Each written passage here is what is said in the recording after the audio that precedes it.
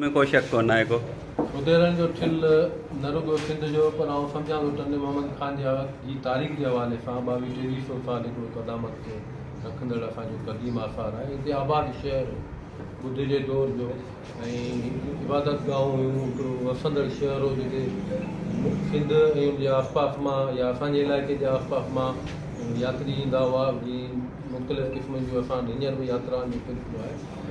त क़दीम आसारनि जे हवाले सां सॼी दुनिया एतिरी तरक़ी कई आहे, उन्हनि खे इम्प्रूव करे सियाहत जी सूरत में हू तव्हां आमदनी पिया कमाइनि। असां वटि मुसीबत इहा आहे त असां उन्हनि आसारनि खे विञाए तबाह ऐं बर्बादु करे उन्हनि जे ज़मीननि ते कब्ज़ा करण जो सोचे ऐं पोइ मुस्तक़बिल जी प्लानिंग कंदा आहियूं। पोइ मुसलसल 15 सालनि खां वठी आऊं रड़ियूं कंदो पियो अचां, लिखंदो पियो अचां ऐं वेंदे ताईं मूं हुते वञी लाइव वीडियो बि रिकॉर्डिंग करायूं आहिनि। सभिनी दोस्तनि खे ख़बर आहे अशफाक़ हुते पासे में थो रहे। आउं कॾहिं कॾहिं राति जो हिनखे फ़ोन कंदो आहियां त यार हीअ मसइलो आहे, ॾाढियूं आयूं आहिनि, छाजे लाइ आयूं आहिनि।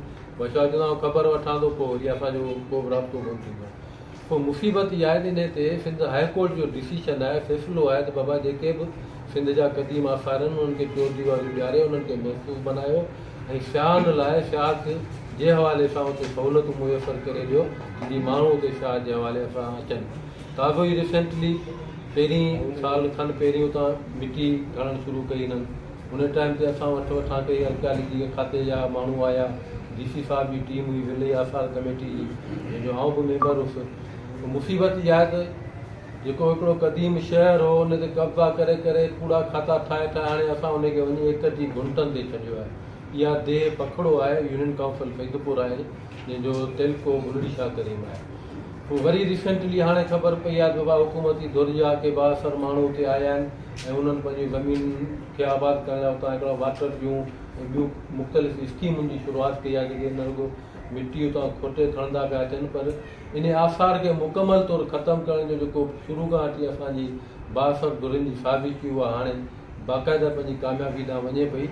ऐं आउं सम्झां थो न रुॻो असां लाइ पर हल फुलझियल माण्हू जे लाइ इन क़िस्म जा आसार जेके असांजे क़दीम तारीख़ सां सलाड़ियल आहिनि उहे असांजी सियाहती माॻ आहिनि। उन्हनि सियाहती माॻनि खे क़ानूनी तौर ते, अख़लाक़ी तौर ते, तहज़ीबी तौर ते उन्हनि खे बचाए, उन्हनि खे महफ़ूज़ बनाए सियाहत जे हवाले सां उनखे यूटिलाइज़ कयो वञे। पर हिते असां वटि किसो ई सॼो उल्टी गंगा वारो आहे।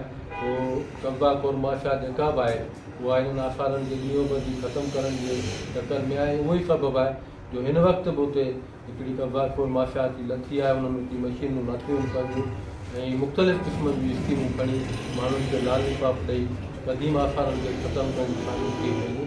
असां सम्झूं था न रुॻो जॉइंट एक्शन कमेटी पर टंडो मोहम्मद खान जी तारीख़ ऐं तहरीफ़ मां प्यार कंदड़ माण्हू जेके बि आहिनि उहे हिननि क़दीम आसारनि खे असां पंहिंजो विरसो सम्झूं था।